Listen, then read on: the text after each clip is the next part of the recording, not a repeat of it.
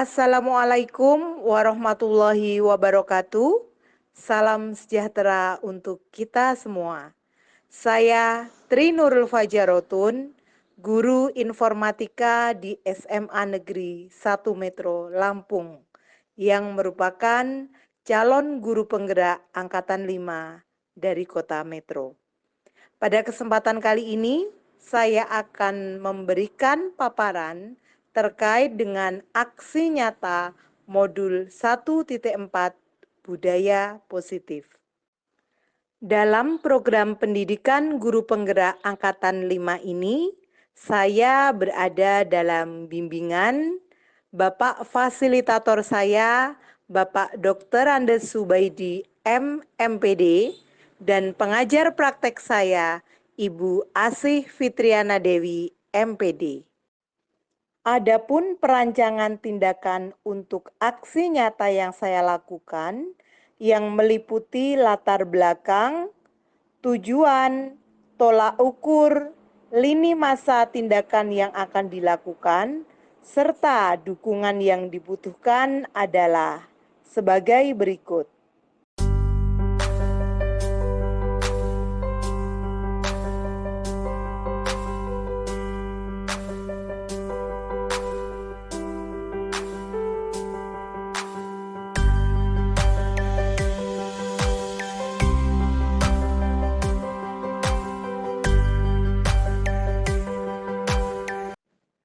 Berikut ini, mari kita bersama-sama menyaksikan kegiatan diseminasi aksi nyata budaya positif yang diikuti oleh Bapak dan Ibu guru di SMA Negeri 1 Metro Lampung. Mohon izin Pak Wek untuk dimulai. Bismillahirrahmanirrahim. Assalamualaikum warahmatullahi wabarakatuh. Selamat siang dan salam sejahtera buat kita semua. Tapi pun yang terhormat pelaksana tugas Kepala SMA Negeri 1 Metro Bapak Awet Setiawan Wijoyoko, MPD, yang terhormat Wakil Kepala Sekolah Bidang Humas Ibu Sriwijayanti, SPD, yang terhormat Ibu Tri Nurul Fajarotun, Eskom NPI selaku narasumber, dan yang terhormat Bapak Ibu Guru undangan yang berbahagia. Puji dan syukur kita panjatkan kehadiran Allah Subhanahu wa Ta'ala yang telah memberikan kita nikmat sehat sehingga kita dapat berkumpul di siang hari ini di acara diseminasi aksi nyata budaya positif pendidikan guru penggerak Angkatan 5 di SMA Negeri 1 Metro. Untuk mengawali acara kita, mari kita membaca lafaz basmalah. Acara berikutnya yaitu pembacaan doa yang akan dipimpin oleh Dr. Bayu Pahmiti, SPD, MPD. Bapak Bayu, dipersilakan.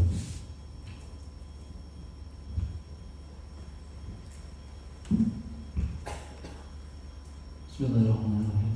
Assalamualaikum warahmatullahi wabarakatuh. Marilah kita berdoa kepada Allah Subhanahu wa Ta'ala. Mudah-mudahan apa yang menjadi hati kita bersama diijabah oleh Allah Subhanahu wa Ta'ala, dan mudah-mudahan kita selalu dalam rahmat dan lindungannya. A'udzubillahi minasyaitonir rajim. Bismillahirrahmanirrahim. Alhamdulillahirabbil alamin. Hamdan syakirin hamdan na'imin hamdan yuwafi ni'amahu yukafi majid. Ya Rabbana lakal hamdu kama yanbaghi li jalali wajhikal karim wa 'azimi sultanik. Allahumma shalli wa sallim ala Muhammad wa ali Muhammad. Allahumma rabbana zalamna anfusana wa illam taghfir lana wa tarhamna lanakunanna minal khasirin. Allahumma rabbana hab lana min azwajina wa dhurriyyatina qurrata a'yun waj'alna lil muttaqina imama. Allahumma taqabbal minna salatana wa siyamana wa rukûana wa sujudana wa taqsirana ya Allah ya Allah ya Allah ya arhamar rahimin wa antas sami'ul 'alim. Allahumma inna nas'aluka as-salamata fid din wa 'afiyatan fil jasad wa ziyadatan fil ilmi wa barakatan fil rizqi wa tawbatan qabla al-maut wa maghfiratan ba'da al-maut. Allahumma harim 'alaina fi sakratil maut wa najatan minal wal afwa inda hisab. Rabbana atina fid dunya hasanah وفي الآخرة حسنة وقنا عذاب النار وقنا عذاب النار وقنا عذاب النار سبحان ربك رب العزة عما يصفون والسلام على المرسلين والحمد لله رب العالمين. السلام عليكم ورحمة الله وبركاته.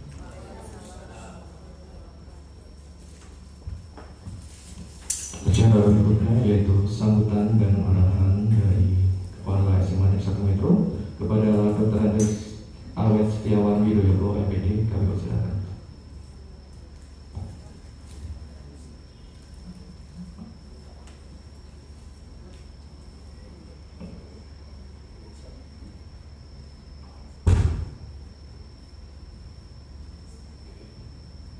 Bismillahirrahmanirrahim. Assalamualaikum warahmatullahi wabarakatuh. Selamat siang dan salam sejahtera untuk kita semua. Tabi'un. Innalhamdulillah nahmaduhu wa nasta'inuhu wa nastaghfiruh. Wa na'udzu billahi min syururi anfusina wa min sayyi'ati a'malina. May yahdihillahu fala mudilla lahu. Asyhadu an la ilaha illallah wahdahu la syarika lahu wa asyhadu anna Muhammadan abduhu wa rasuluh. Allahumma shalli ala Muhammad wa ala ali Muhammad. Amma. Yang saya hormati Bapak Ibu Wakil Kepala Sekolah SMA Negeri 1 Metro. Yang saya hormati Bapak Ibu Dewan Guru SMA Negeri 1 Metro. Yang saya banggakan rekan kita Ibu Tri Nurul Fajaratun Eskom MTI selaku guru penggerak 2020. Alhamdulillahirabbil alamin, puji syukur kehadirat Allah Subhanahu wa taala, Tuhan yang Maha Kuasa. Pada siang hari ini kita bersama masih diberikan berbagai kenikmatan, diantaranya adalah nikmat sehat dan nikmat-nikmat yang lain, sehingga pada siang hari ini kita masih bisa bertemu bersilaturahmi di ruang yang sangat bagus ini, yaitu di ruang konferen SMA Negeri 1 Metro. Sholawat teriring salam senantiasa tercurah pada junjungan kita yang besar Muhammad Sallallahu Alaihi Wasallam, yang insyaallah kita nantikan syafaatnya di hari akhir. Bapak Ibu dan hadirin sekalian yang saya hormati, kegiatan hari ini adalah kegiatan diseminasi aksi nyata budaya positif yang dilaksanakan di SMA Negeri 1 Metro. Kegiatan ini merupakan rangkaian kegiatan dari program pendidikan guru penggerak yang diselenggarakan oleh Kemendikbudristek selama 6 sampai 9 bulan. Dan kebetulan di SMA Negeri 1 Metro ini yang merupakan satu-satunya guru penggerak adalah Ibu Tri Nurul Fajaratun Eskom MTI di sebelah saya ini. Ini sangat membanggakan. Bisa tepuk tangan untuk Ibu.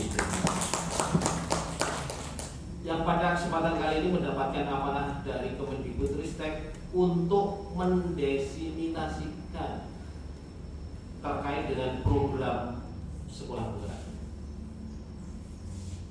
Kegiatan diseminasi ini merupakan kegiatan mengimbaskan informasi-informasi dan materi-materi dari Kemendikbudristek yang harus disampaikan oleh pendidik di seluruh Indonesia guna meningkatkan kompetensi guru untuk dapat mengimplementasikan dalam kegiatan belajar mengajar di sekolah supaya menjadi lebih baik. Materi dalam diseminasi budaya positif ini nanti meliputi beberapa hal, diantaranya adalah disiplin positif dan nilai-nilai kebajikan secara universal, restitusi dan keyakinan kelas. Saya sebagai pelaksana tugas di SMA Negeri 1 Metro berharap kegiatan diseminasi aksi nyata budaya positif ini bisa memberikan wacana terkait hal-hal baru yang perlu diterapkan dalam pembelajaran, khususnya pada implementasi kurikulum Merdeka di sekolah kita SMA Negeri 1 ini. Jadi untuk hal tersebut saya sebagai kepala sekolah sangat support, sangat mendukung terhadap kegiatan ini, dan sepenuhnya saya serahkan kepada Bu Tri Nurul Fajaratun Eskom MTI ini sebagai narasumber pada kegiatan hari ini untuk dapat mengimbaskan tentang informasi dan materi-materi yang terkait budaya positif kepada teman-teman guru seluruhnya yang ada di SMA Negeri 1 Metro Lampung. Semoga sukses semuanya. Kita menjadi sekolah yang memang sekolah unggul, sekolah berprestasi, sekolah adiwiyatan yang dulu sudah pernah kita peroleh, dan betul-betul menjadi sekolah kebanggaan yang ada di Kota Metro, Provinsi Lampung, bahkan secara nasional. Demikian yang dapat saya sampaikan, lebih kurang mohon maaf. Bila taufiq wal hidayah. Assalamualaikum warahmatullahi wabarakatuh.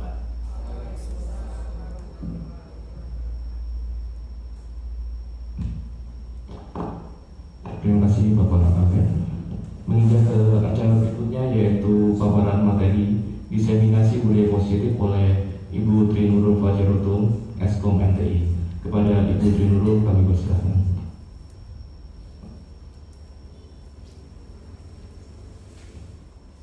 Bismillahirrahmanirrahim. Assalamualaikum warahmatullahi wabarakatuh. Salam sejahtera untuk kita semua. Tabipun. Yang saya hormati Bapak Kepala Sekolah SMA Negeri 1 Metro, Bapak Dr. Randes Awet Setiawan Widoyoko MPD.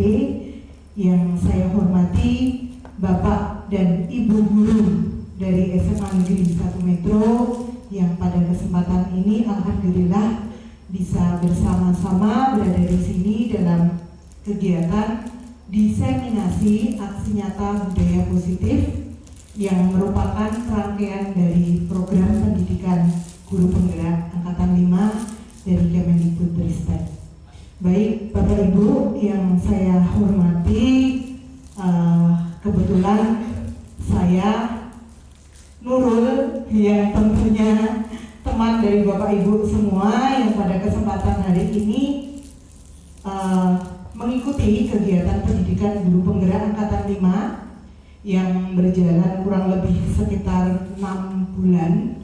Nah, salah satu hal yang harus saya sampaikan sebagai guru penggerak kepada teman-teman Bapak Ibu guru di sekolah di mana saya berada adalah mendiseminasikan aksi nyata terkait dengan budaya positif.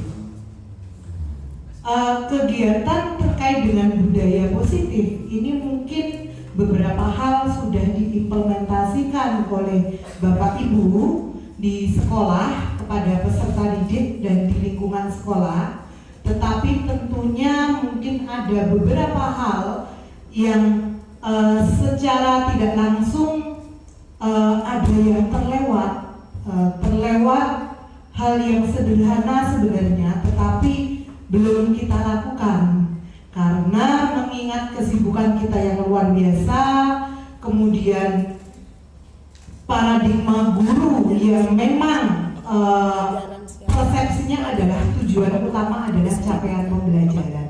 Nah, ketika kita mengajari Bapak Ibu, tentunya beban mengajar kita itu cukup banyak, dan salah satunya adalah harus mencapai target pembelajaran. Nah, terkadang hal itu yang membuat kita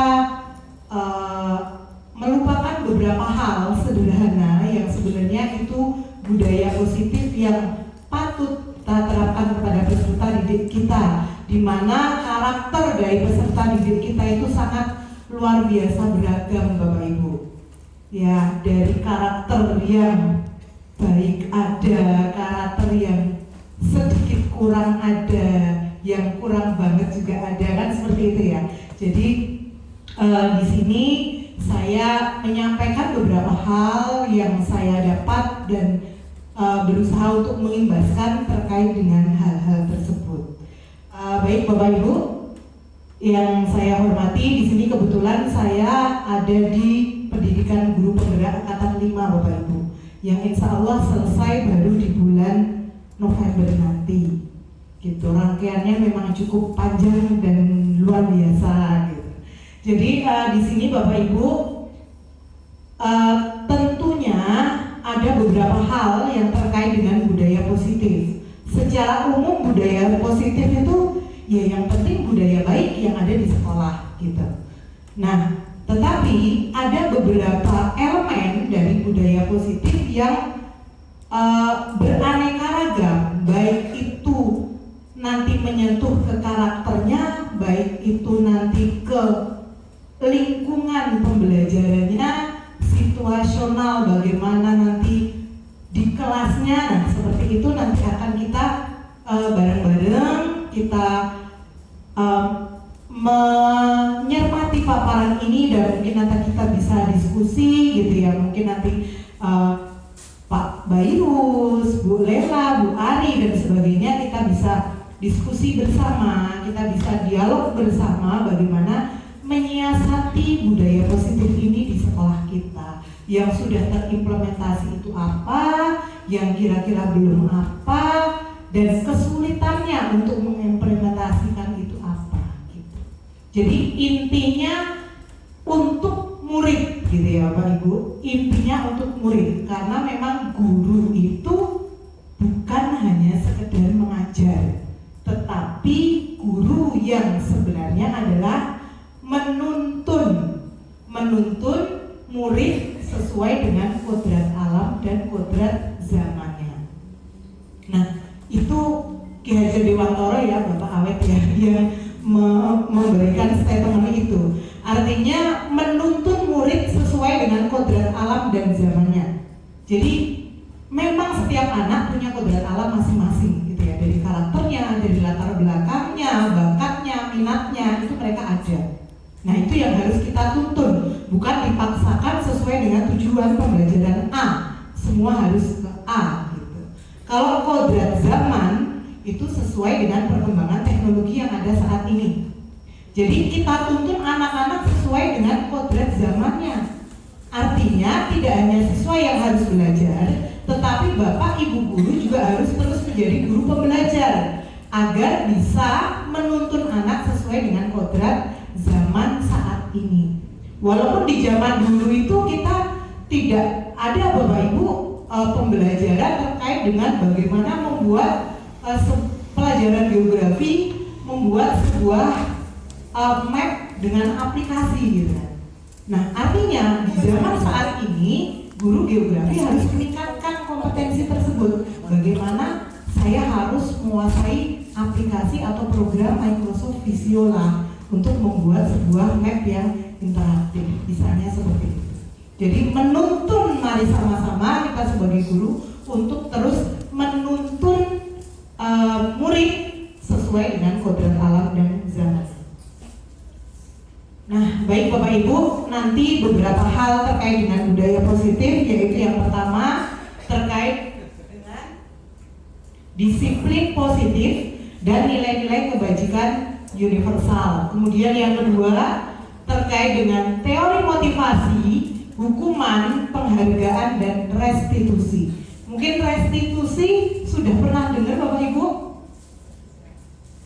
Sudah ya, saya rasa kalau guru SMA 1 sudah pernah dengar tentang restitusi itu apa. Kemudian keyakinan kelas, nanti coba kita bahas bersama.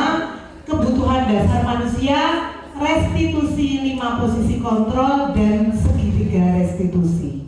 Nah, ini Bapak Ibu elemen-elemen yang ada kaitannya dengan budaya positif. Nah, kemudian Bapak Ibu, ini ada video. Coba video ini saya putar, kemudian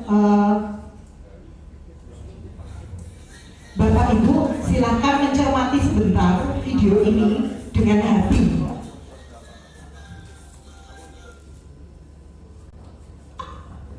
Ya, dari sini Bapak Ibu, apa pembelajaran yang bisa kita ambil dari video tersebut?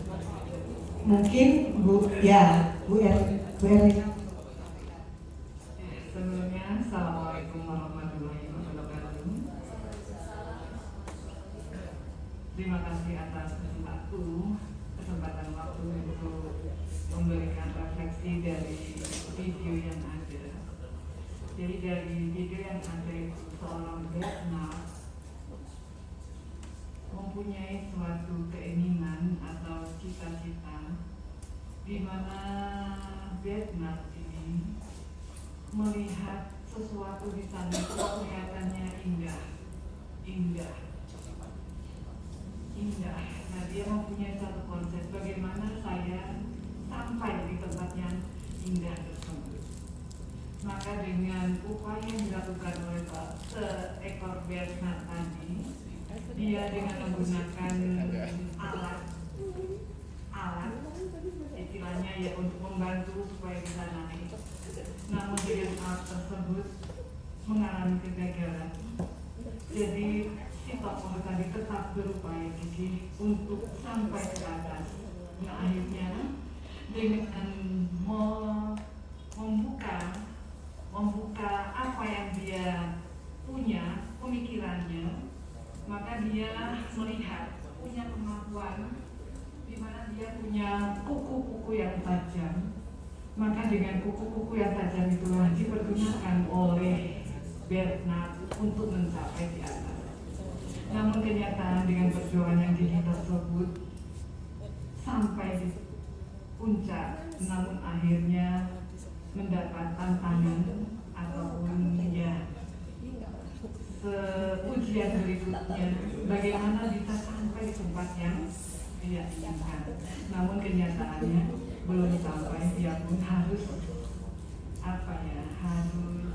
menghapus keinginannya atau cita-citanya, dan akhirnya tumbanglah apa yang diharapkan untuk mencapai suatu tujuan. Namun dengan perjuangan yang gigih tersebut, Bernard bisa mencapai tujuannya walaupun tidak pas.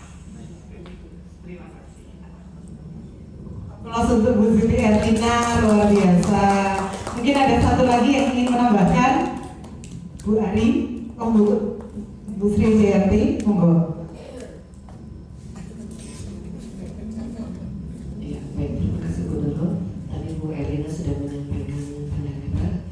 Intinya sama, jadi setiap manusia itu mempunyai impian yang luar biasa, dan ternyata untuk mencapai impian tersebut perlu perjuangan. Jadi sesuatu yang akan kita perjuangkan itu ternyata tidak mudah untuk mendapatkannya, dan kita harus siap menghadapi berbagai rintangan yang kita hadapi dalam perjalanan untuk menggapai apa yang menjadi impian kita tersebut. Terima kasih. Aplaus untuk Ibu Sri Jayanti. Satu lagi dari Bu Ari, monggo Bu Ari. Terima kasih Pak Nurul. Saya kok terkesan sama yang ketika si Bernard tadi berhasil naik pakai palu, kemudian palunya jatuh. Ternyata dia baru menyadari bahwa oh, saya punya potensi. Gitu. Ternyata terkadang kita memang baru menemukan potensi yang kita miliki setelah kita merasa kepepet, terdesak, begitu. Itu saja. Terima kasih. Baik, aplaus untuk Bu Ari. Ya, luar biasa Bapak Ibu. Benar, tadi yang disampaikan oleh Bu Siti Erlina, Bu Dewi dan Bu Ari itu hal yang benar-benar sebenarnya kita itu tanpa menyadari bahwa dorongan secara internal ya Bu, itu otomatis muncul ketika kita melakukan sesuatu. Bahkan passion kita, anak-anak didik kita itu banyak yang belum mengenali passionnya Bapak Ibu. Nah, kalau dari Bernard tadi jelas unsur kegigihan dari faktor internalnya ya Bu. Kemudian tadi yang Bu Ari juga menemukan ternyata ada apa Bu Ari? Ada potensi yang tersembunyi yang sebelumnya itu di luar bayangan kita bahwa ternyata kita punya gitu, kita mampu gitu. Kemudian Bernard yang gigihnya luar biasa dan pantang menyerah, itu juga merupakan hal-hal positif yang dari diri dia. Nah, ini Bapak Ibu, dari video ini peserta didik kita, murid kita itu kurang lebih seperti itu sebenarnya Bapak Ibu. Tetapi terkadang kok dia belum maksimal di evaluasi pembelajaran misalnya, kok dia belum maksimal di ini, kok dia melakukan pelanggaran ini, itu karena memang mungkin passion dia belum ditemukan oleh dia sendiri. Untuk hal-hal tersebut, gurulah yang punya tanggung jawab untuk menuntunnya Bapak Ibu. Gitu, karena anak-anak didik kita itu memang tidak ada yang diciptakan dalam arti bodoh gitu ya. Artinya semua anak itu cerdas. Hanya menuju ke sananya itu dibutuhkan tangan-tangan yang bisa menuntun dan memotivasi. Seperti Bu Lela biasanya. Bu Lela itu kalau dengan anak ada yang melakukan pelanggaran atau apa, enggak saya melihat Bu Lela itu enggak akan menegur. Kamu kok melakukan itu kan, gitu biasanya. Ngopot toh, gitu. Jadinya dampak kan, gitu kan ya Bu Lela ya. Nah, artinya biar dia itu bisa dari diri dia sendiri bisa menyadari bahwa yang saya lakukan itu benar atau salah, itu tetap sebagai penghukum gitu. Nah seperti itu. Jadi nanti akan kita bahas, jadi nanti akan kita bahas posisi kita ada di mana. Apa guru sebagai penghukum, apa guru sebagai teman, apa guru sebagai manajer, gitu ya. Nanti akan kita bahas letak posisi kita itu ada di mana, gitu Bapak Ibu. Nanti bersama-sama. Baik, tadi video Benan sudah selesai ya Bapak Ibu. Nah di sini topik materi kita kali ini ada beberapa. Ini Bapak Ibu, langsung saja kita masuk ke. Nah ini ada pertanyaan pemantik Bapak Ibu yang mungkin Bapak Ibu bisa menyampaikan gitu kan. Dari pertanyaan ini, apakah Bapak Ibu setuju dengan pernyataan di sini? Hukuman dapat mendisiplinkan anak. Setuju tidak Bapak Ibu? Yang tidak tujuh jari. Nah, yang tidak. Oke. Yang setuju? Setuju. Oke. Hukuman dapat mendisiplinkan anak. Ini nanti akan kita jawab di akhir, ya. Ini pertanyaan pemantik awal. Kemudian yang kedua, pemberian hukuman dengan hal positif seperti membaca atau membersihkan halaman sekolah dapat meningkatkan disiplin anak. Setuju tidak Bapak Ibu? Setuju tidak? Yang setuju?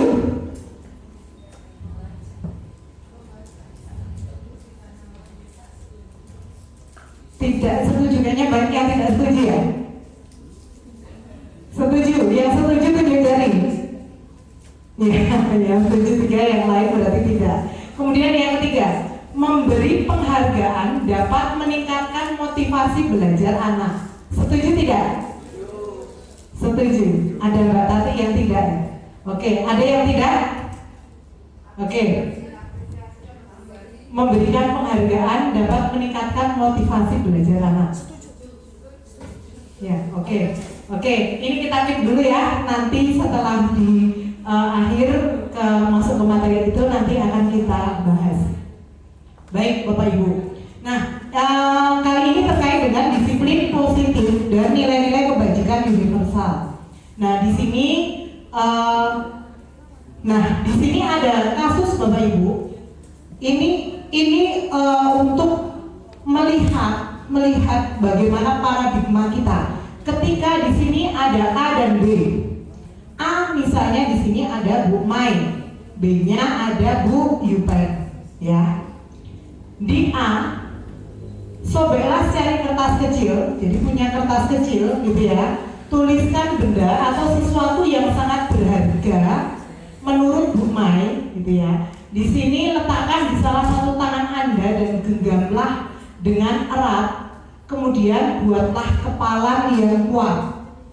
Nah, di sini ada teman B, di sini Bu Yupen akan mencoba dengan sekuat tenaga juga untuk bagaimana cara meminta yang ada di dalam kepala tersebut. Nah, dengan membujuk, mengancam, merayu, kemudian menyuap dan sebagainya. Nah, apakah yang terjadi di sini? Ketika, nah betul, tergantung dengan individunya si Bu Mai. Nah, kalau di sini secara pribadi Bu Mai, apa yang akan dilakukan oleh Bu Mai ketika ini ada di posisi Bu Mai?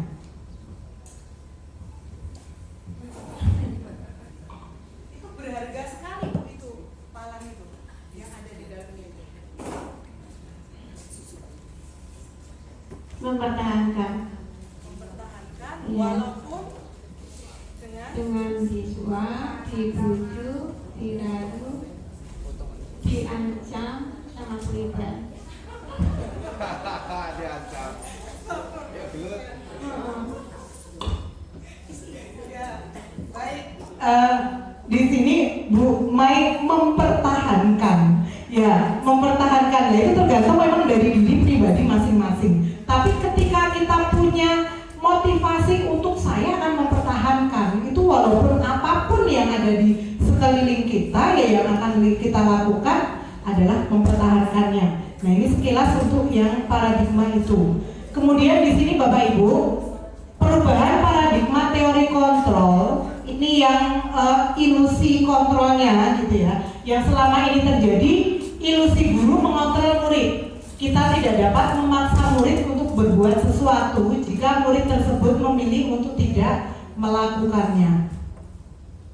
Kemudian yang kedua, ilusi bahwa kritik dan membuat orang merasa bersalah dapat menguatkan karakter. Benar atau tidak? Kalau kita, nah karena ini namanya juga ilusi gitu ya, artinya bahwa kritik dan membuat orang lain merasa bersalah itu apa memang benar menguatkan karakter? Jadi ada seseorang si A itu, ya ada si A itu dia salah memang, kamu salah, gitu kan? Tidak tepat yang kamu lakukan. Kemudian di sini dengan kritikan pedas atau dengan apa itu bisa membuat karakter anak itu berubah menjadi baik? Bisa tidak kan, Bapak Ibu ya? Untuk itu ilusi gambaran yang kadang hukuman itu ternyata bisa merubah karakter itu belum tentu, gitu, seperti itu. Kemudian ilusi bahwa semua penguatan positif efektif dan bermanfaat. Segala sesuatu untuk mempengaruhi murid agar mengulangi suatu perilaku tertentu adalah suatu usaha untuk mengontrol murid tersebut. Dalam jangka waktu tertentu, murid tersebut akan menyadarinya dan mencoba untuk menolak bujukan kita. Bisa jadi murid tersebut menjadi tergantung pada pendapat sang guru.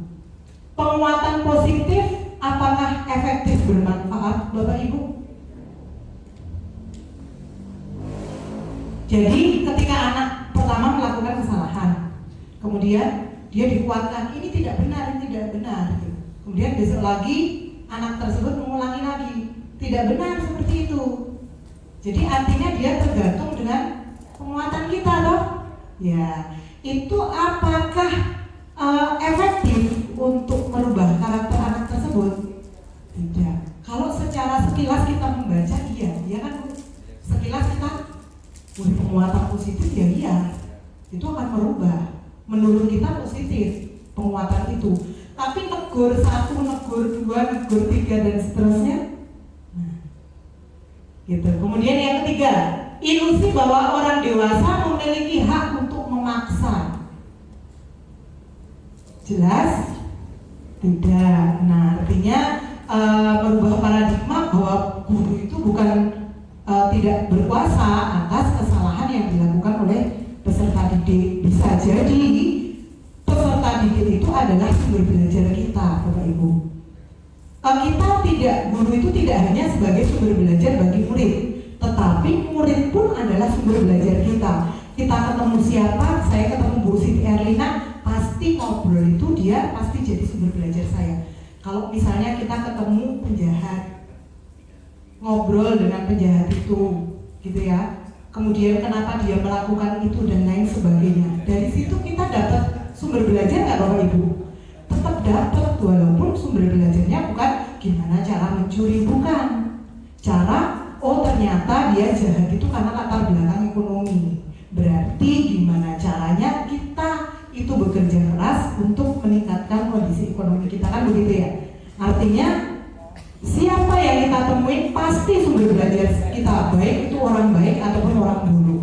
Di mana tempatnya itu pun mesti jadi sumber belajar kita, gitu. Kita berkunjung ke sini pasti itu akan muncul sumber belajar dari tempat itu, gitu.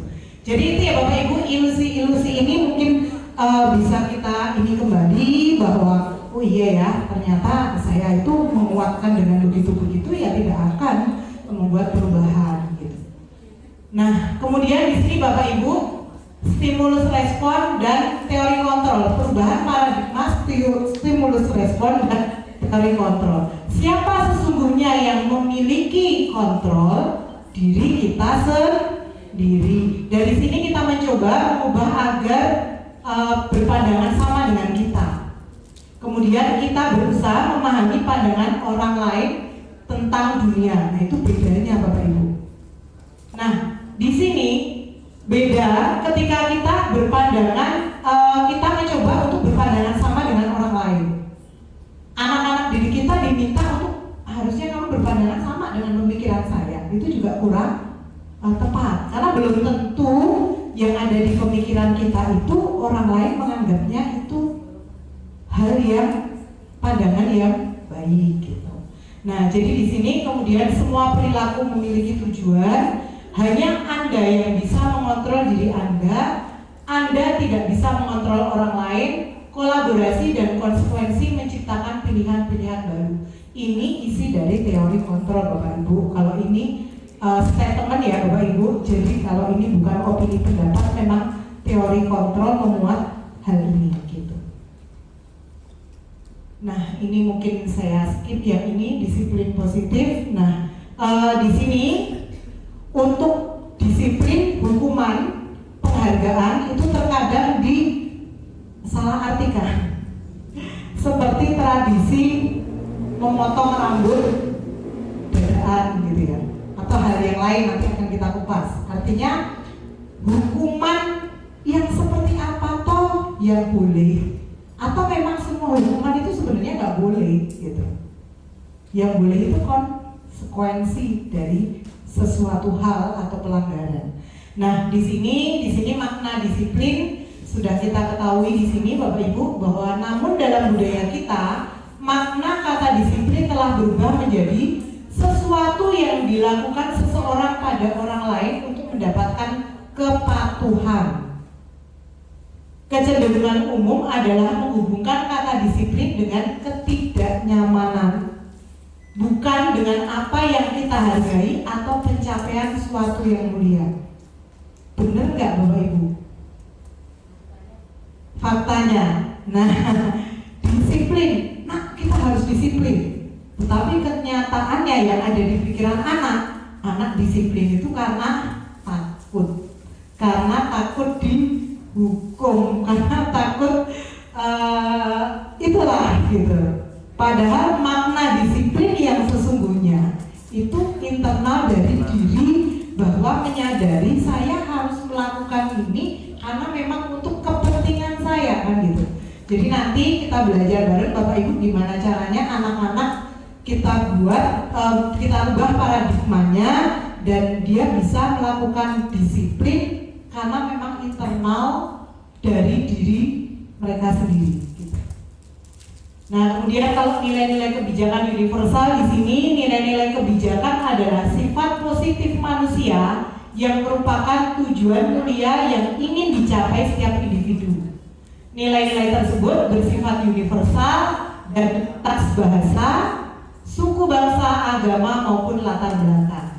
Setiap perilaku memiliki suatu tujuan. Kemudian mengaitkan nilai-nilai kebajikan yang diyakini seseorang, maka motivasi intrinsiknya dari dalam diri dia itu akan terbangun.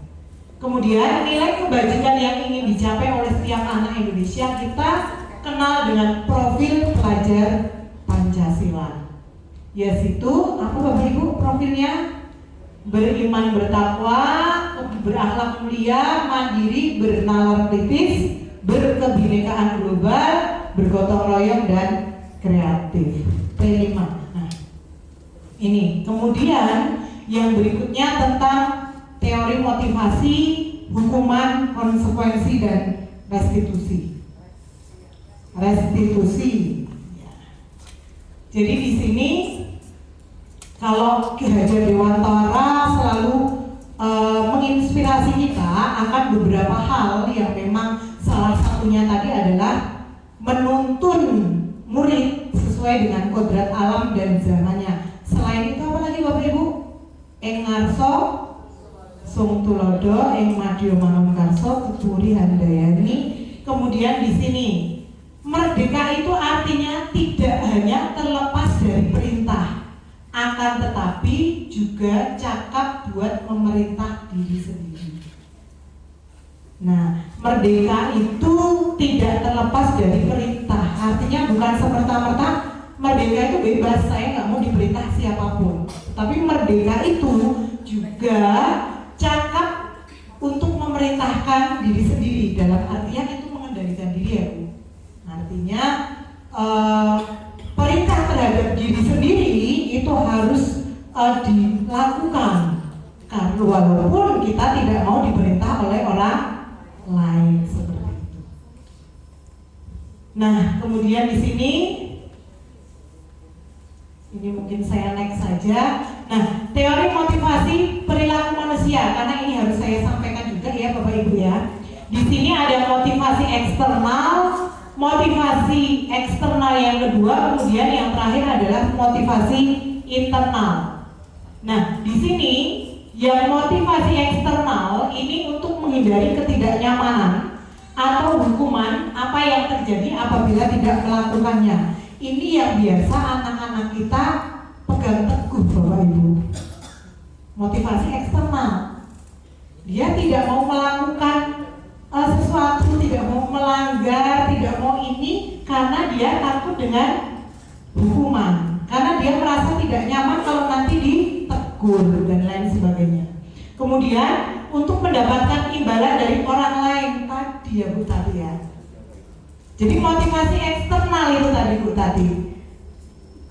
Karena saya pengen dapat hadiah, saya pengen dapat reward, saya pengen dipanggil di upacara bendera, biar teman-teman tahu kalau saya menang dapat penghargaan.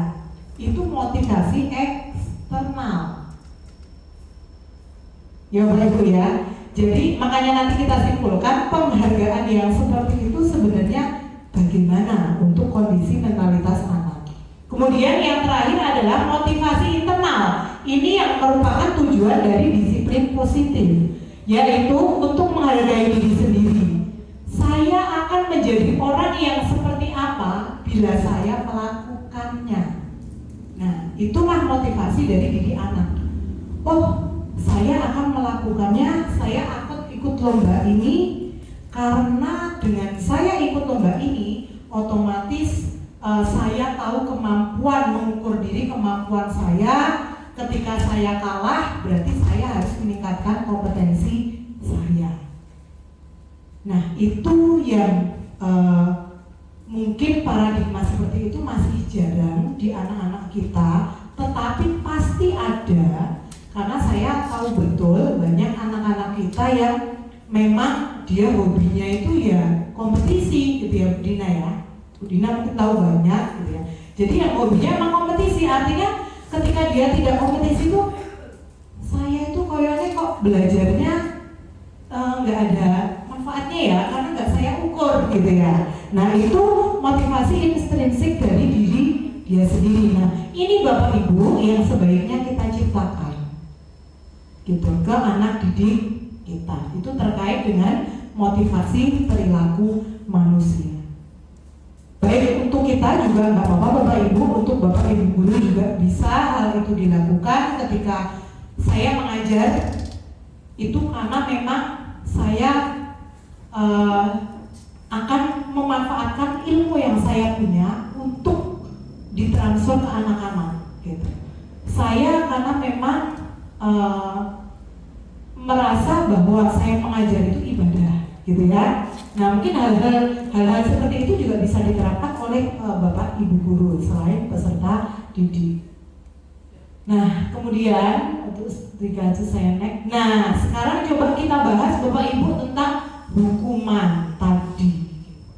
Hukuman itu bagaimana sebenarnya terkait dengan budaya positif di sekolah. Nah di sini hukuman adalah tindakan pengendalian bersifat tidak terencana atau tiba-tiba. Beda loh Bapak Ibu. Hukuman yang sudah direncanakan itu bukan hukuman. Jadi itu konsekuensi namanya. Jadi kita harus punya perbedaannya. Di sini hukuman adalah tindakan pengendalian bersifat terencana atau tiba-tiba. Anak atau murid tidak tahu apa yang akan terjadi dan tidak dilibatkan. Hukuman bersifat satu arah dari pihak guru yang memberikan, dan murid hanya menerima suatu hukuman tanpa melalui kesepakatan pengarahan dari pihak guru, baik sebelum atau sesudahnya.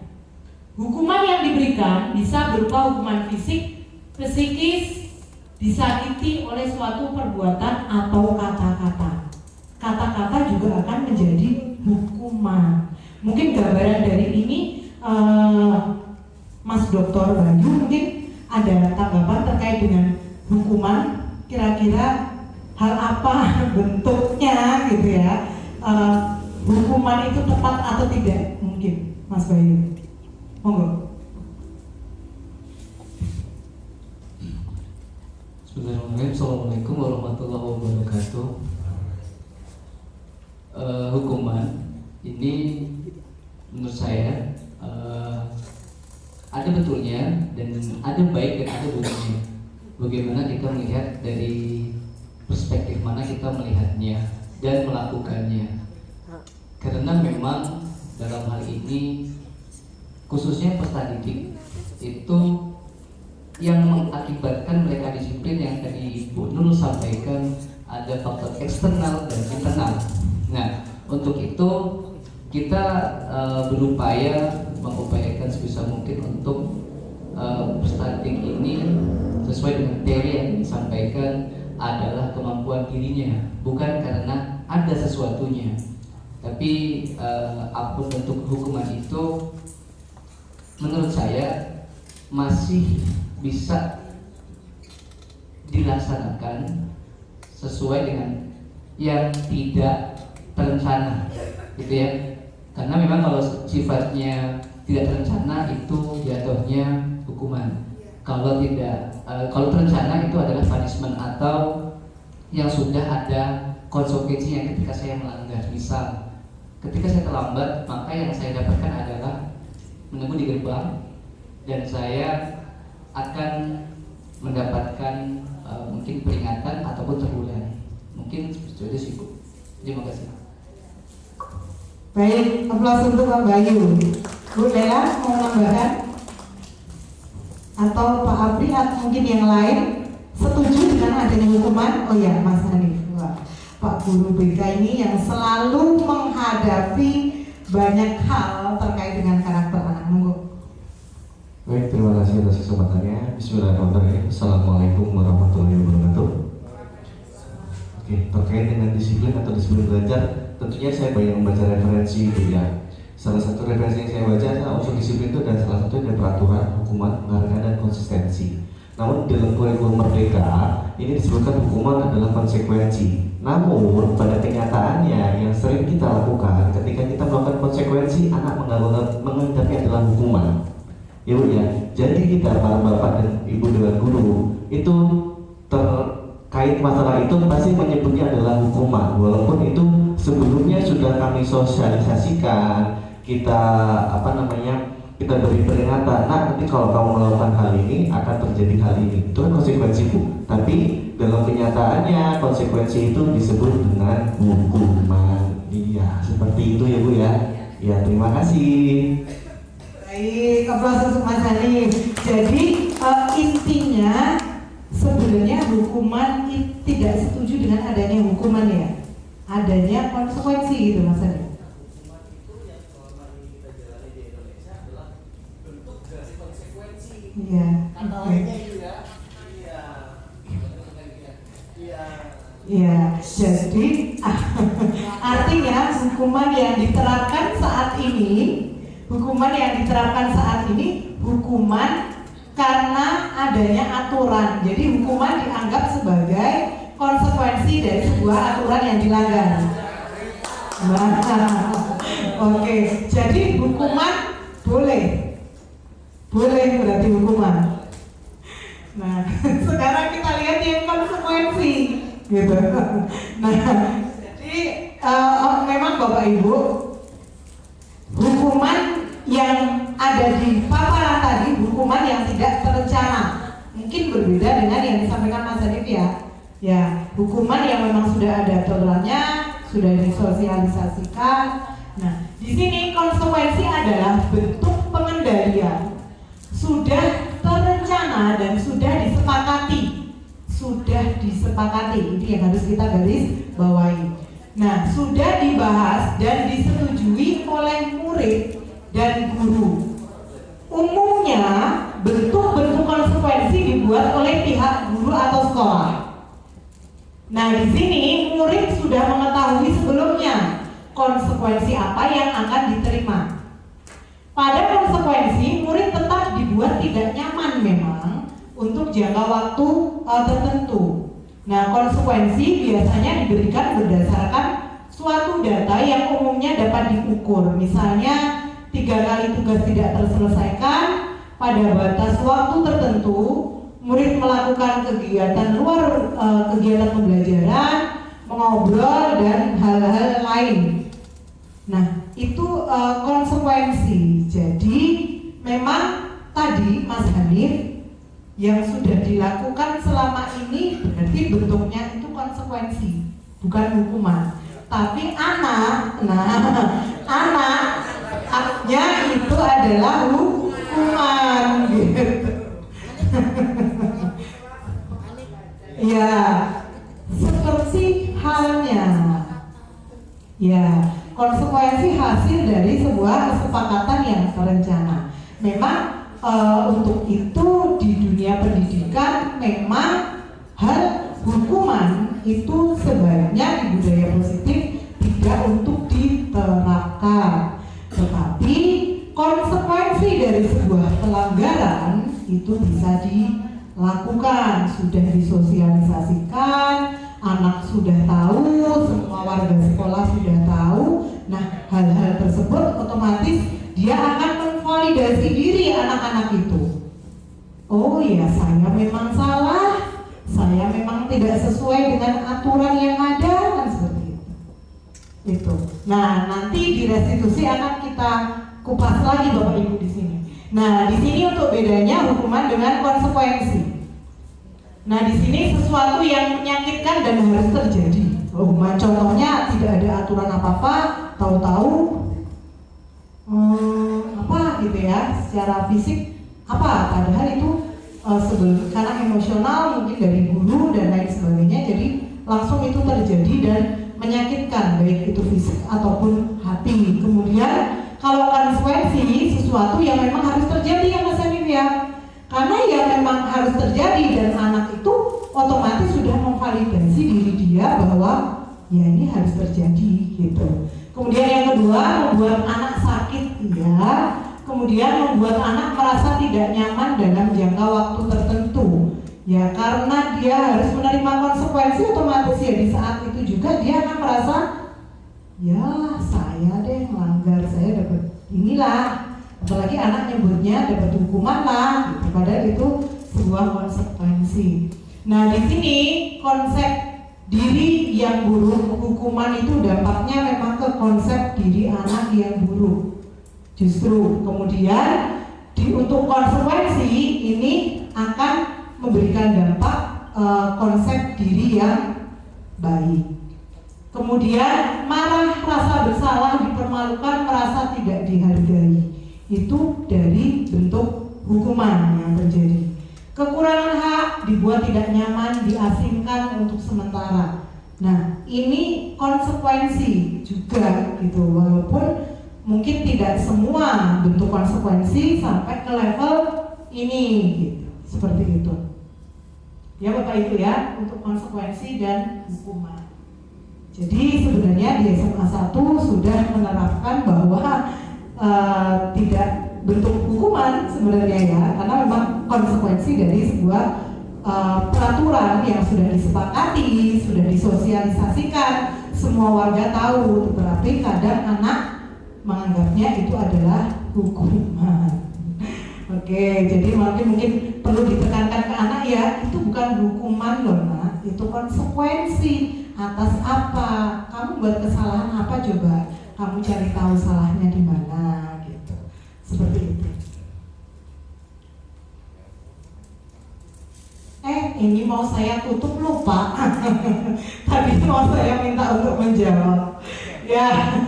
Ini contohnya Bapak Ibu di sini. Mencatat 100 kali di dalam buku kalimat saya tidak akan terlambat lagi karena terlambat ke sekolah. Ini versi dari teori, ini bentuknya adalah hukuman Bapak Ibu. Kemudian lari mengelilingi lapangan basket 2 kali karena terlambat di sekolah. Hukuman, kenapa kok disebut hukuman? Padahal sebenarnya nggak berat-berat sekali ya. Hukuman itu belum tentu berat juga. Karena ya benar Bu Dina, karena tiba-tiba dan memang tidak ada kesepakatan sebelumnya. Kemudian murid diminta untuk push up. Nah beda lagi kalau anak paskib, memang di paskibraka mungkin sudah ada kesepakatan kalau di sana ya, push up sekian kali, ada apa gitu. Nah kemudian menggantikan kertas tugas teman yang telah dicoret-coret.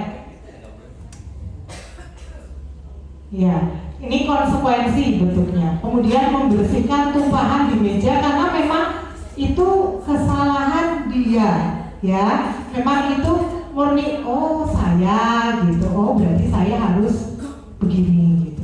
Kemudian di sini murid tidak disuruh untuk mengenakan sepatu seharian di sekolah karena tidak mengenakan sepatu hitam. Ini kenapa bentuknya hukuman Bapak Ibu?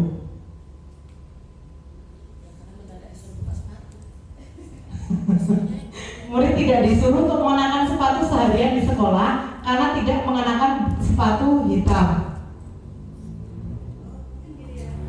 Oke, gimana Bu?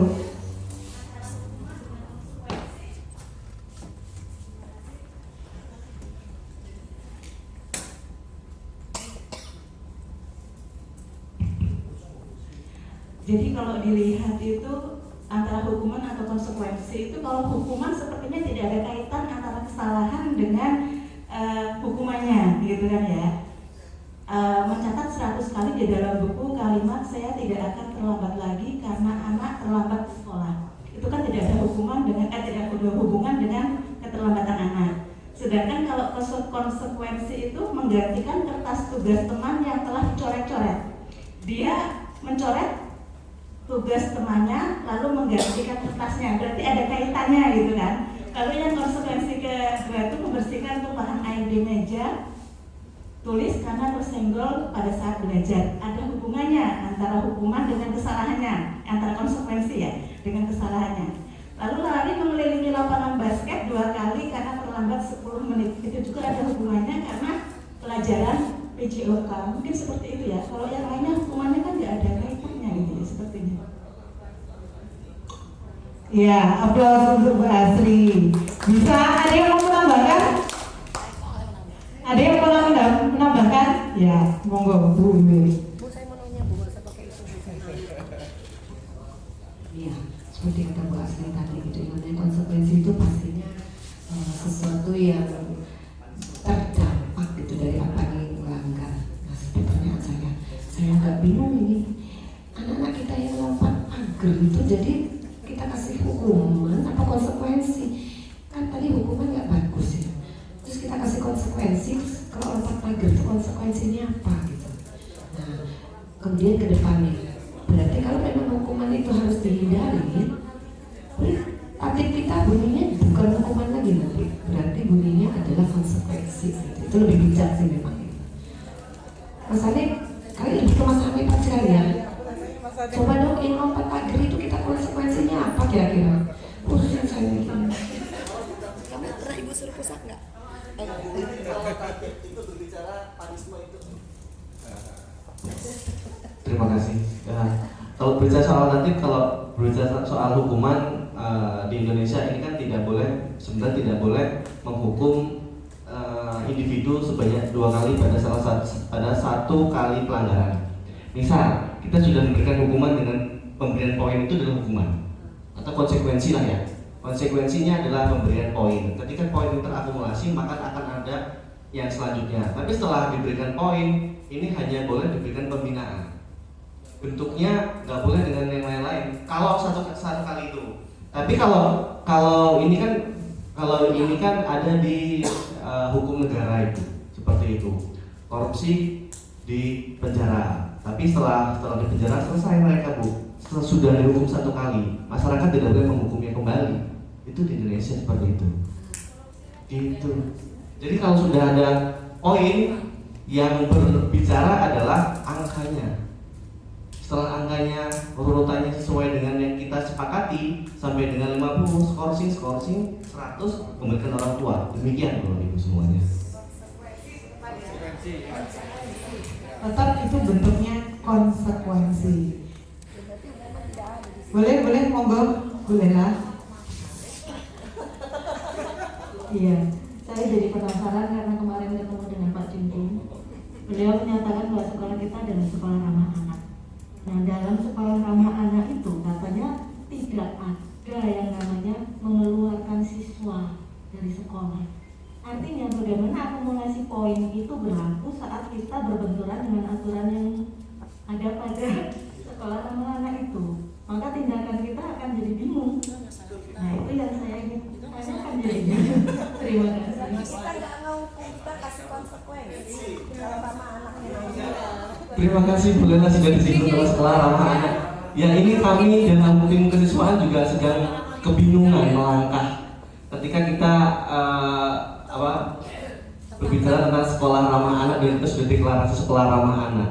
Di dalam sekolah ramah anak kita tidak boleh memberikan panisme segala macam, bahkan sebenarnya poin itu tidak diperkenankan.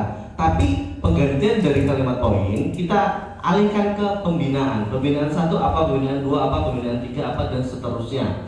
Ketika sampai dengan limitnya, ini akan menjadi keputusan Bapak atau Ibu Kepala Sekolah berdasarkan rekomendasi dari kami, bimbingan konseling dan tim kesiswaan serta Bapak Ibu Dewan Guru. Kalau itu nanti akan dirapatkan. Kalau sudah sampai mencapai poin yang sangat-sangat ya begini ya. Begitu ya. Itu kan kebijakan, Bu. Kebijakan tergantung nanti yang punya wewenang di sekolah ini, kepala sekolah akan mengambil kebijakan bagaimana untuk sekolah ramah anak itu tadi. Karena memang kalau kita bengkel itu biasa analogi sebagai bengkel itu kalau dandanin anak pasti akan ada fisiknya. Orang dandan motor ada motornya. Bapak Ibu Dewan Guru dandan siswa harus ada siswanya ya, Bu ya. Nah kalau nggak ada siswanya apa yang didandan? Dengan doa. Sampai kapan, Bu? Itu yang saya sering beritahuan kepada anak. Masa dengan doa saya, ya Allah ya Tuhanku, semoga Ria, semoga Hanif ini tidak lompat pagar lagi. Iya. Berarti pagarnya dibuang aja biar nggak dilompat. Jadi nggak usah pakai pagar.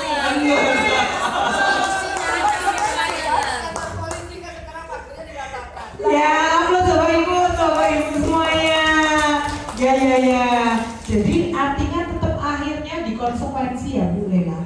Tetap sekolah ramah anak memang banyak hal yang memang harus dilakukan ke anak-anak yang secara dari stimulus kita sampai ke bagaimana pelanggaran-pelanggaran yang dilakukan anak, tetapi endingnya bentuk konsekuensi itu berdasarkan keputusan dari sekolah. Baik Bapak Ibu, sebentar berdiri dulu sebentar dong Bapak Ibu.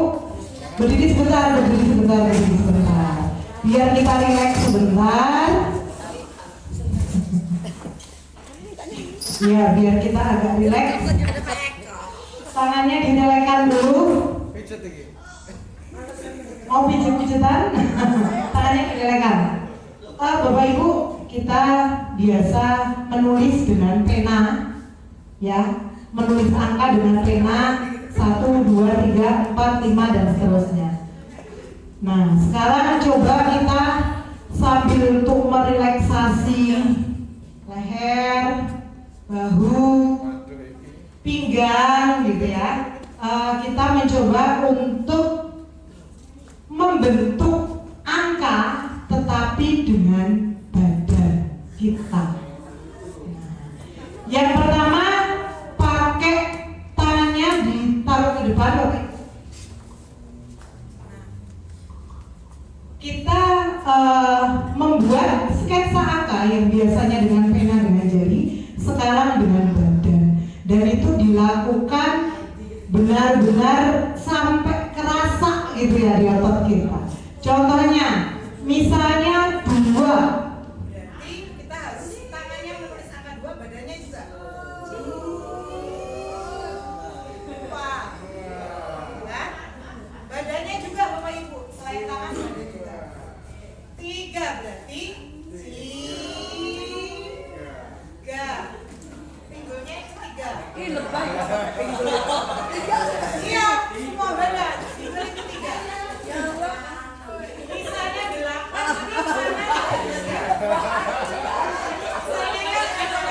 kita mulai ya. Kita mulai. 8. Aduh. Badannya ikut turun. 9.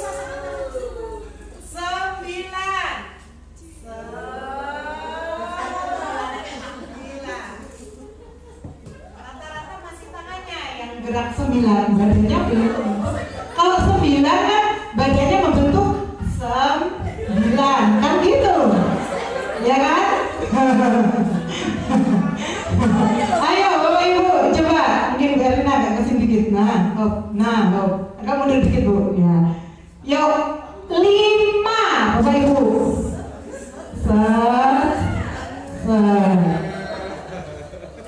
Iya, Aflah mana ya Aflah? Video dari sini Aflah. Ayo 7.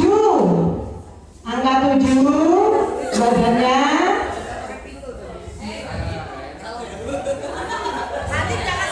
lagi ya Bapak Ibu. 7. Nah sekarang 8. 1, 2, 3. Ya. 5 ke bawah. Ya. 5.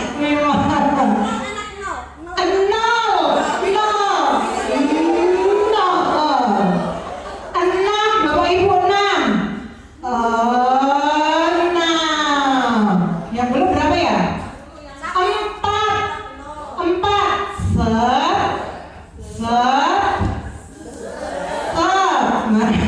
Oke, close Bapak Ibu semuanya. Z, oh ya mau Z sekali lagi. Turun berarti 1. Z.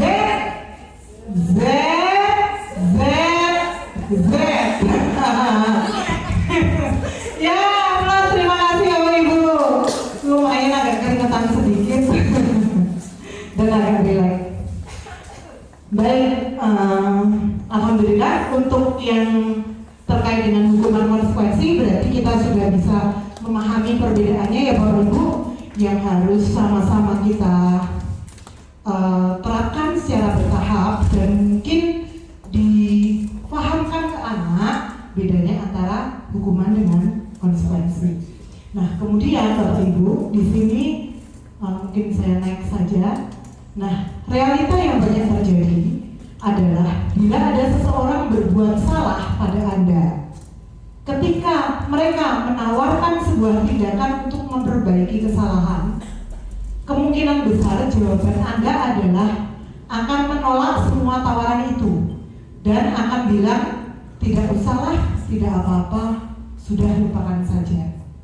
Nah, ketika ketemu kita misalnya, saya berbuat salah dengan Bu Nani gitu ya. Suatu saat Bu Nani, maaf ya kemarin saya akan menggantikan apa kesalahan saya yang ini. Terkadang Bu Nani mungkin biasanya atau orang lain menjawab, alah sudahlah, udah dianggap selesai aja lah gitu kan. Seperti itu kan, udah lupakan saja. Padahal hal seperti itu justru gimana Bu Dina kalau dijawab seperti itu? Gimana? Nah, justru beban berat ya. Nah, justru beban berat, dan di sini kebiasaan selama ini yang dilakukan seperti itu langsung untuk mengangkat, tapi mereka tidak akan nyaman dan terus merasa bersalah. Nah, kita dengan anak-anak didik kita itu pun mungkin akan seperti itu gitu. Kecuali kalau misalnya malah begini, ketika tadi mungkin ya ada anak yang salah gitu ya, ke Bu Tati suatu hari Bu Tati itu lagi ngajar, kemudian anak itu mengerjakan tugas yang lain, ketahuan gitu ya, pelajaran lain dan sebagainya, kemudian pada saat emosional akhirnya marah. Nah, anak itu menemui, Bu, kemarin mohon maaf Bu, saya kemarin malah mengerjakan ini sehingga saya tidak mengerjakan tugas yang saya harusnya selesaikan hari itu, malah mengerjakan yang lain. Terus Bu Tati, ya sudahlah, sudah lewat, udah selesai, besok lagi nggak usah kayak gitu lagi, nah misalnya gitu. Itu justru beban ke anak, kecuali malah justru menjawab, iya, kamu sadari yang kamu lakukan kemarin. Menurut kamu salahku di mana kemarin? Salah saya begini Bu. Ya. Terus nilai kamu jadinya kemarin karena mengerjakan yang lain jadi gimana? Saya kasih tugas ya, ini kamu selesaikan dan ini ya. Mungkin yang hal seperti itu justru akan membuat anak merasa termaafkan gitu dan nyaman karena merasa wah udah selesai, udah memenuhi dan minta maaf dan sudah dapat konsekuensi, saya mengerjakan tugas baru gitu ya, yang untuk menepis dari kesalahan saya yang sebelumnya. Jadi yang biasa terjadi, saya pun mungkin pernah seperti itu gitu. Artinya hal-hal itu kadang sering ya sudahlah gitu, karena nggak mau panjang lebar sebenarnya gitu loh. Tetapi ternyata imbasnya bagi orang lain seperti itu Bapak. Ke anak didik kita pun seperti itu. Ini ada anak mungkin kalau ditanya itu nggak aflah ya. Kalau Bapak Ibu guru menjawab kamu melakukan kesalahan, kemudian Bapak Ibu menjawab ya sudahlah, wes lah, sudah itu kan udah berlalu. Itu masih mengganjal nggak? Merasa termaafkan nggak? Novel? Itu anak yang cuman abis itu berarti anak yang masa bodoh gitu. Ya, baik. Nah, di sini apa yang kita lakukan sebagai seorang guru ketika murid Anda melakukan kesalahan, tindakan mana yang akan kita lakukan? Coba dilihat Bapak Ibu di sini. Kita posisinya ada di mana? Yang pertama, tindakan apa kita sebagai guru yang akan kita lakukan? Menunjukkan kesalahannya dan meminta melihat kesalahannya baik-baik. Tepat tidak? Menunjuk kesalahannya dan meminta melihat kesalahannya baik-baik. Ada yang tidak sepakat? Menunjukkan kesalahannya. Nah, Mbak Lela nggak sepakat. Kenapa Mbak Lela? Kalau dari paparan dari awal tadi, itu akhirnya anak tidak menemukan kesalahannya sendiri karena kita langsung memberitahu bahwa kamu salah di sini, kamu salah di situ. Betul. Siap, ya, plus, ya. Tadi karena di awal kalau di sini menunjukkan kesalahannya dan meminta untuk melihat kesalahannya diri, itu kita tidak melakukan validasi kepada anak, memvalidasi diri anak itu. Nah, mungkin kita caranya dengan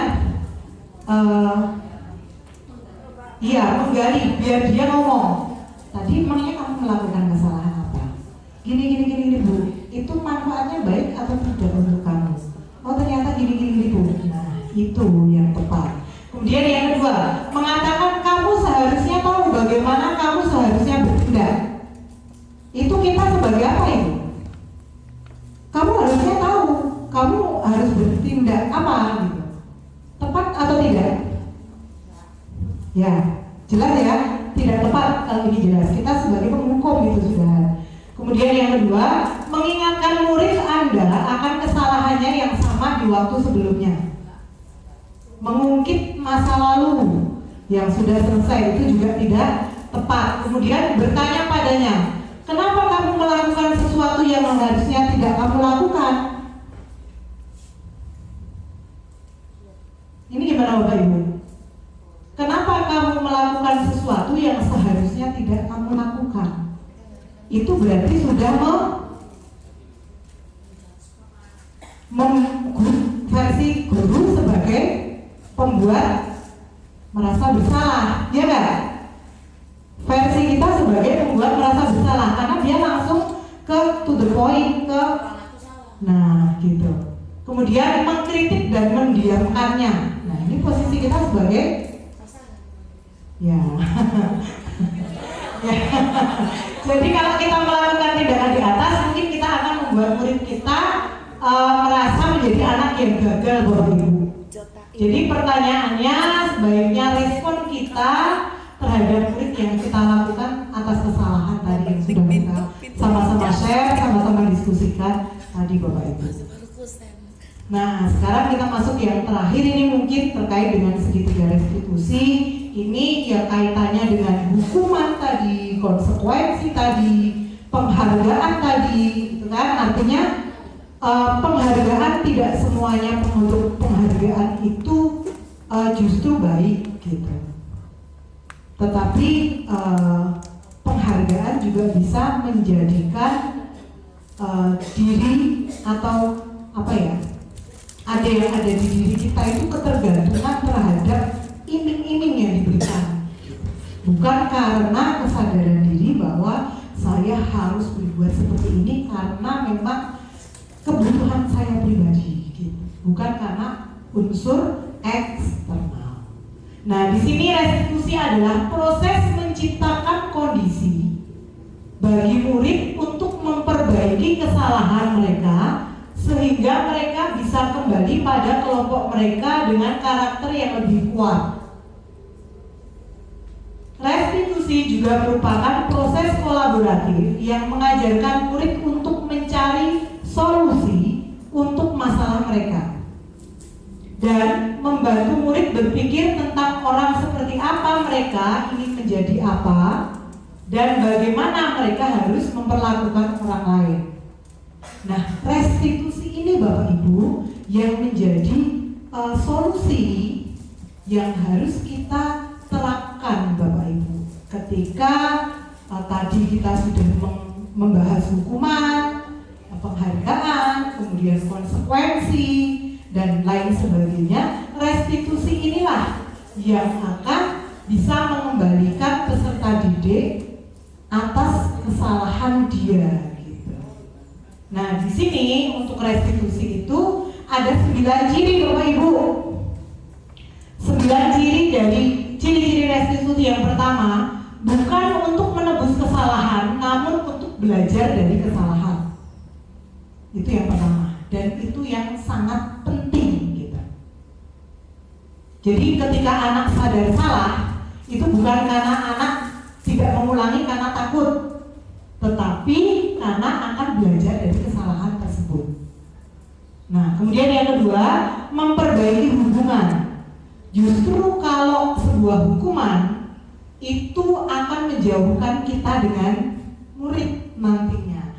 Tapi dengan restitusi yang kita lakukan, itu akan memperbaiki sebuah hubungan antara guru dengan murid. Kemudian yang ketiga, tawaran bukan paksaan. Yang keempat, restitusi menuntun untuk melihat ke dalam diri. Dia, anaknya akan tahu lebih dalam apa yang harus diubah oleh dia, apa salah yang harus diperbaiki oleh dia, dan dia harus berubah menjadi karakter yang lebih baik. Itu. Kemudian restitusi mencari kebutuhan dasar yang mendasari tindakan. Restitusi diri adalah cara yang paling baik. Restitusi fokus pada karakter bukan tindakan. Kemudian restitusi fokus pada solusi. Dan restitusi mengembalikan murid yang berbuat salah pada kelompoknya. Nah, nanti secara spesifik mungkin ada ini terlalu kecil, boleh bisa nanti saya share kalau dibutuhkan, terutama mungkin Mas Hanif ya, kalau dibutuhkan nanti saya share di sini. Nah, ini yang identitas gagal karena adanya hukuman. Kemudian yang ini identitas sukses, disiplin, budaya positif karena adanya konsekuensi dan restitusi. Tetap boleh Mas Hanif konsekuensi.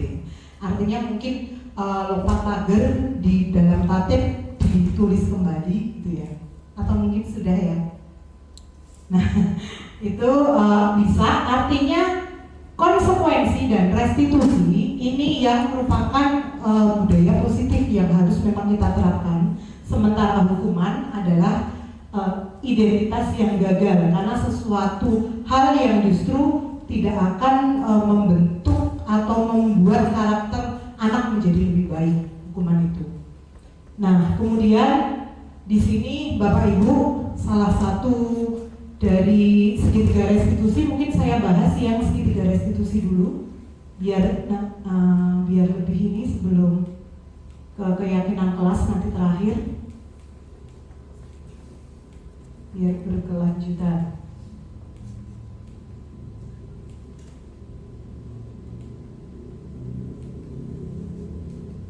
Nah, kebutuhan dasarnya manusia itu ada 4 ini ya Bapak Ibu. Itu nanti yang mempengaruhi bagaimana hubungan kita dengan peserta didik. Yang pertama adalah kasih sayang dan rasa diterima. Itu kebutuhan dasar utama. Kemudian yang kedua, penguasaan. Yang ketiga, kebebasan. Dan yang keempat, kesenangan. Ini 4 kebutuhan dasar manusia. Nah, kemudian di sini, nah ini tadi Bapak Ibu, untuk posisi guru di restitusi itu kita ini apakah sebagai penghukum, pembuat merasa salah, teman, pemantau, atau manajer. Nah, Bapak Ibu sudah ada di posisi mana? Nah, ketika kita berada di posisi penghukum, contohnya apa Bapak Ibu? Tadi yang sudah dicontohkan ya. Nah, kita langsung ketika pelajaran, kamu di pelajaran Ibu memakai apa ya, misalnya menggunakan apa atau ya kaos gitu ya. Terus kaos olahraga ini, kamu harus langsung keluar kelas sekarang, tidak ikut pelajaran sampai pelajaran saya selesai. Itu berarti posisi kita sebagai penghukum. Kalau yang pembuat merasa bersalah, Bapak Ibu, pembuat merasa bersalah. Contohnya, ada yang bisa memberikan contoh?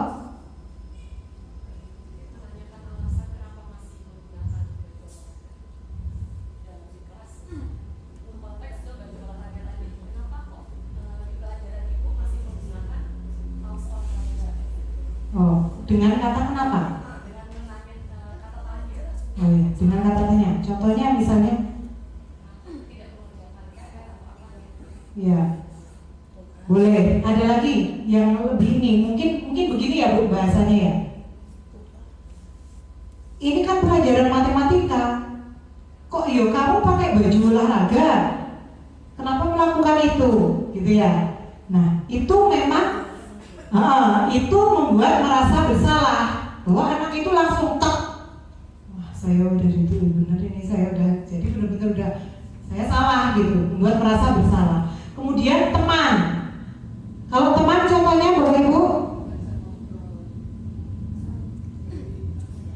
baju olahraga tadi? Ya. Ya. Besok lagi, ya betul, besok lagi. Jangan membuat Besti ya. Besok lagi jangan memakai baju olahraga kalau pelajaran saya, gitu ya.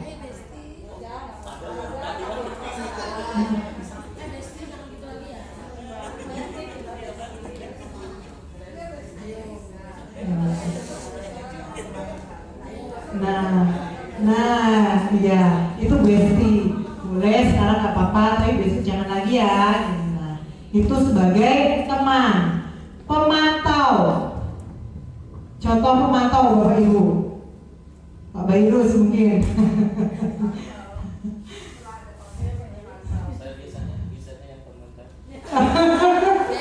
Besti ya Pak ya. Ya, sebagai pemantau. Ada contoh Bapak Ibu sebagai pemantau?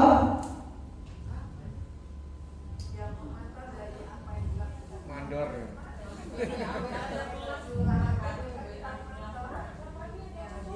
Nah, kalau tadi Bu Ari kaitannya dengan baju olahraga tadi? Ya, ada kaitannya dengan itu. Ngomongnya gimana Bu?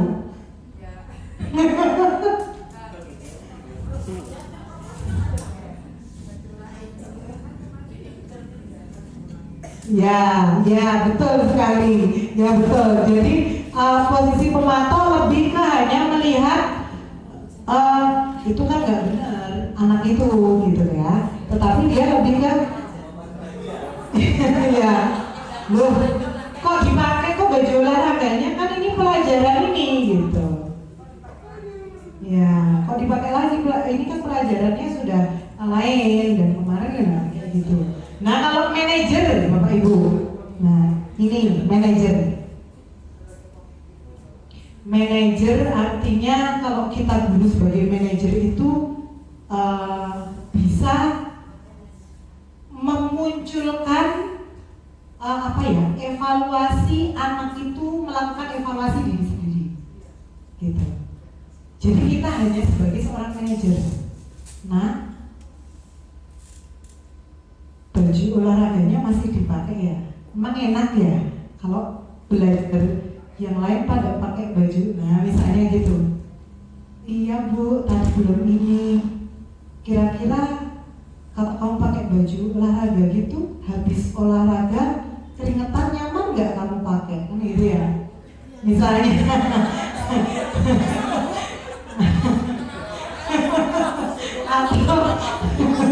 atau mungkin dia tadi lagi di kantin makan. Jam informatika lagi di kantin makan anak itu. Dan ada temennya yang lapor, motoin dikirimin ke saya. Itu Bu, kok belum masuk ya ini anak di mana? Bu, tadi di kantin Bu makan, kok belum masuk? Iya Bu, masih di sana. Ketika dia masuk, mungkin kita panggil sendiri, gitu ya.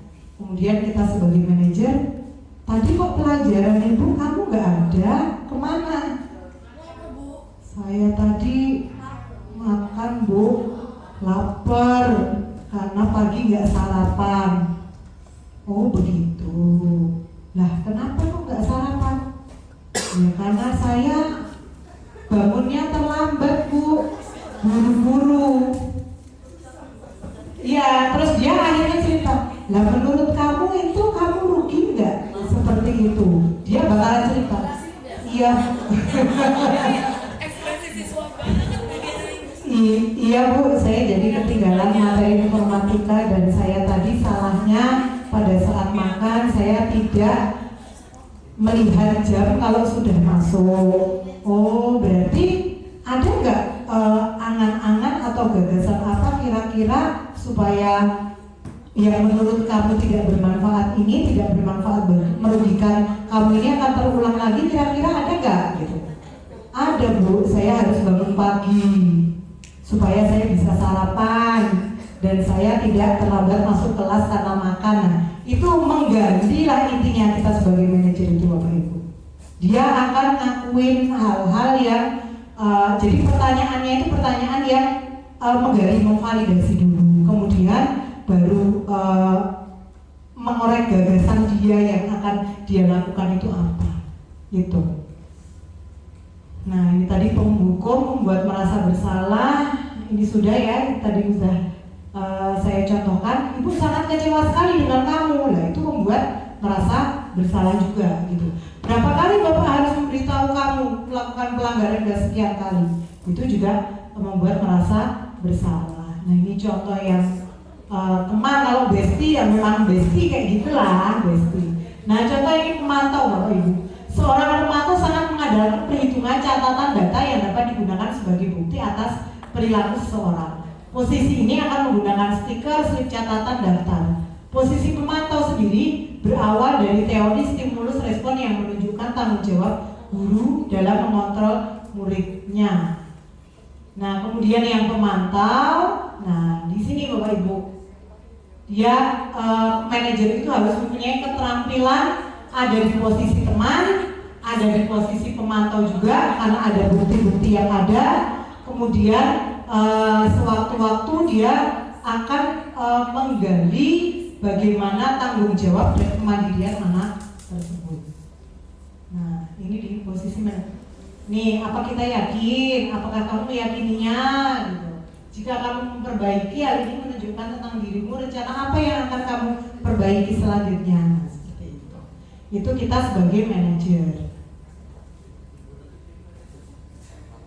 Ya.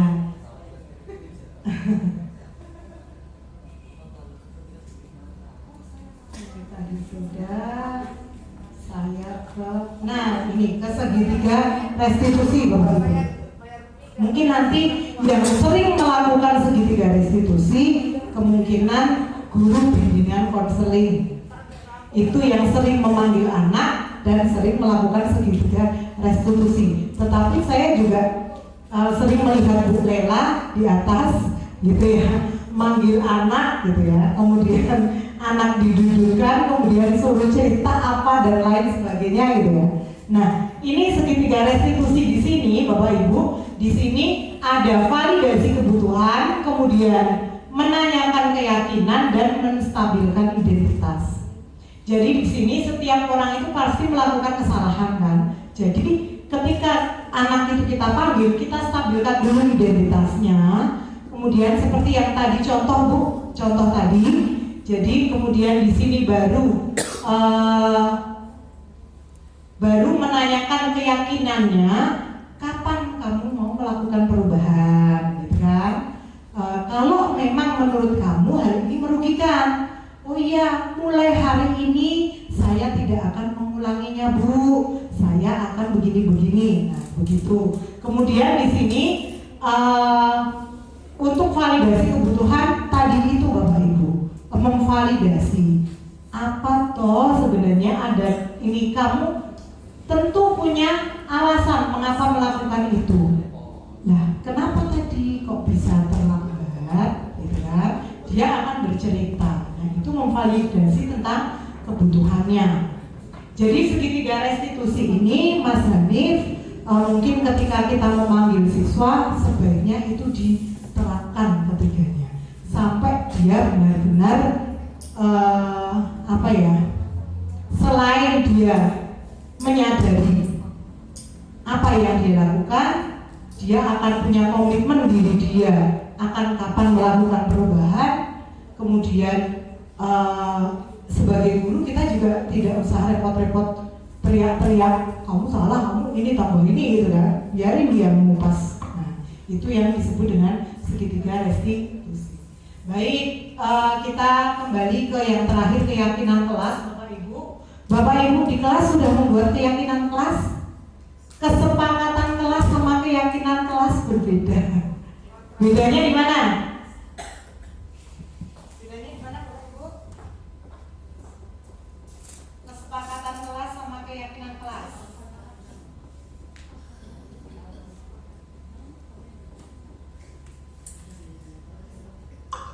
Nah, ada yang tahu mungkin bedanya kesepakatan kelas dengan keyakinan kelas? Monggo yang mau sharing-sharing tentang bedanya kesepakatan kelas dengan keyakinan kelas.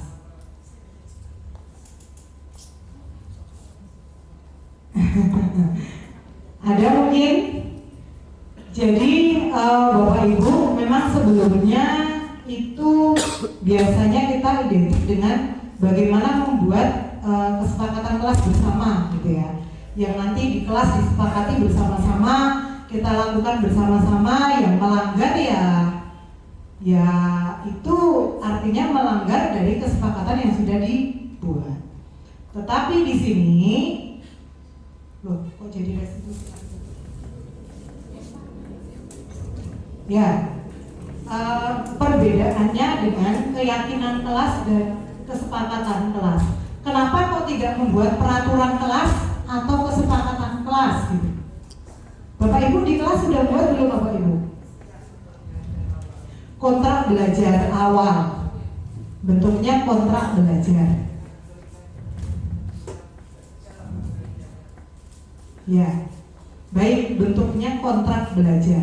Mungkin nanti ada sedikit perbedaannya ya Bu, karena ketika kontrak belajar itu kemungkinan porsi besar, porsi ya tetap ada gagasan dari guru yang porsi besarnya ya. Nah itu artinya berarti siswa mengikuti gitu ya. Nah di sini Bapak Ibu, mengapa kita memiliki peraturan harus menggunakan helm bila mengendarai roda 2? Kemudian mengapa kita memiliki peraturan 3M? Nah, untuk mendukung motivasi intrinsik, kembali ke nilai-nilai keyakinan, lebih menggerakkan seseorang dibandingkan mengikuti serangkaian peraturan. Nah, di sini keyakinan kelas ini Bapak Ibu, kita membuatnya benar-benar anak itu merasa butuh bahwa itu dilakukan di kelas itu baik untuk mereka. Jadi anak itu yakin Bapak Ibu. Memang kalau keyakinan kelas itu membuatnya kita coba membuat itu semua boleh usul. Yang namanya usul pribadi kan berarti itu dari diri dia. Dari diri dia kalau usul pribadi. Nah, ketika itu sebuah usulan pribadi kemudian disimpulkan gitu ya, dan memang itu dari hati mereka dan mereka meyakini bahwa ketika mereka melakukan keyakinan kelas itu akan berdampak positif di diri dia. Itu bedanya di keyakinan kelas. Kalau kesepakatan kelas atau kontrak belajar, memang saya juga pernah melakukannya ya Bu. Memang banyak kita yang memberikan statement-statement gitu ya. Kemudian anak-anak menyepakati. Ya, dan anak-anak menyepakati gitu ya apa yang kita buat. Nah, itu mungkin Bapak Ibu yang di dalam teori ini, teori tentang keyakinan kelas itu mungkin perlu kita ubah paradigmanya atau kita lakukan perubahan sedikit. Artinya hal-hal kontrak belajar yang kita buat memang itu dari keyakinan murid dengan support kita, tapi memang dia itu mengusulkan itu karena memang dia merasa dan yakin bahwa saya kalau mengikuti keyakinan kelas ini itu akan bermanfaat banyak bagi saya. Misalnya pada saat kalau saya di informatika, mohon maaf Bapak Ibu, kemarin saya sempat ditelepon juga oleh wali kelas gitu ya, karena orang tuanya berkali-kali nelpon anaknya di jam pelajaran nggak bisa. Jadi saya ditelepon oleh wali kelas, Bu Nurul, anak ini ada nggak di kelas? Bu Nurul, ada Bu. Kok ditelepon? Ketika anak ini tidak masuk di kelas, apa konsekuensinya? Ketika berantem, apa konsekuensinya? Ketika membuli temannya, meminta uang pada temannya, apa konsekuensinya? Kira beberapa terakhir, mungkin ketika melihat siswa yang merokok, apa konsekuensinya? Maka ini harus disiplinkan dan ditegaskan. Walaupun kita boleh bersekolah ramah anak, gimana pun caranya kita bisa mengeluarkan siswa kita hanya pembinaan 1, pembinaan 2, pembinaan 3, seterusnya. Sampai kapan? Kalau memang tidak ada disiplin tegas dalam hal ini. Ini berdampak pada teman-teman siswa lainnya yang tidak semangat belajar di kelas. Berdampak pada teman-teman yang lainnya yang tidak bisa mengikuti pembelajaran secara baik di kelas gitu. Minat belajarnya, semangat belajarnya ya. Jadi semacam ini memang harus nanti dibuat peraturan mungkin dipampangkan dengan poin-poinnya misalnya dimasukkan, dan nanti apa konsekuensi yang diraihnya. Bahkan sampai tahap yang mungkin tidak hanya sekolah saja yang benar-benar membuat dia efek jerah, walaupun ini konsekuensi yang harus diterima ketika siswa ini sampai 2 bulan tidak masuk sekolah. Mungkin itu sih. Dan nanti di level atas itu yang jelas penerapan konsekuensi yang lebih tegas gitu ya Mas Bayu ya. Nah kaitannya dengan itu mungkin itu benar Bapak Ibu, mungkin itu yang bisa kita lakukan bersama-sama, nanti dibantu dengan bimbingan konseling yang jelas. Ini merupakan hal yang kiprahnya benar-benar terjun langsung gitu ya. Tetapi Bapak Ibu guru yang ada di kelas juga pemantauannya melalui keyakinan kelas yang dibuat itu ditegaskan dan benar-benar diterapkan secara bersama-sama. Insya Allah itu akan memberikan dampak yang positif untuk kita semua. Baik Bapak Ibu, apa yang saya sampaikan ini tujuannya semata-mata untuk bagaimana kita menjadi guru itu menuntun peserta didik murid kita dengan sesuai dengan kodrat alam dan zamannya, dan kita tidak melupakan bahwa kita sebagai guru juga harus terus menjadi guru pembelajar, di mana tanpa menjadi guru pembelajar kita tidak akan menjadi agen perubahan di dunia pendidikan ini. Tujuan utama kita hanya untuk murid, ya kan Bapak Ibu? Untuk murid, mari bersama-sama kita berinovasi, kita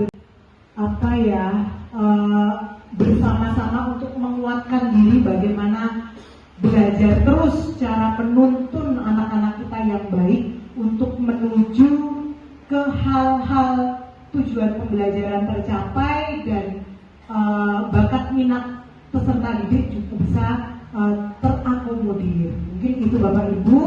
Dan untuk pertemuan kali ini, untuk kegiatan diseminasi aksi nyata budaya positif sudah selesai, dan saya sebagai narasumber mengucapkan banyak terima kasih atas hal ini, dan mohon dukungannya selalu terkait dengan program yang sedang saya jalankan, yaitu program pendidikan guru penggerak. Semoga hal-hal yang bisa saya imbaskan nanti atau hal-hal yang bisa saya terima dari Kemendikbudristek terkait dengan banyak hal tentang pembelajaran bisa saya imbaskan ke Bapak Ibu sekalian. Mungkin ini yang bisa saya sampaikan. Mohon maaf apabila ada kesalahan dan kesilapan. Saya akhiri Bapak Ibu. Terima kasih. Wabillahi taufiq wal hidayah. Wassalamualaikum warahmatullahi wabarakatuh.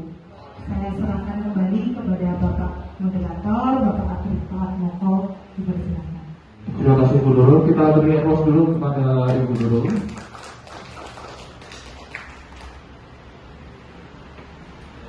Baik, sangat bermanfaat sekali materi yang disampaikan oleh Ibu Nurul. Diharapkan nanti kita bisa mengimplementasikan budaya untuk budaya positif pendidikan ini di setiap kita mengajar.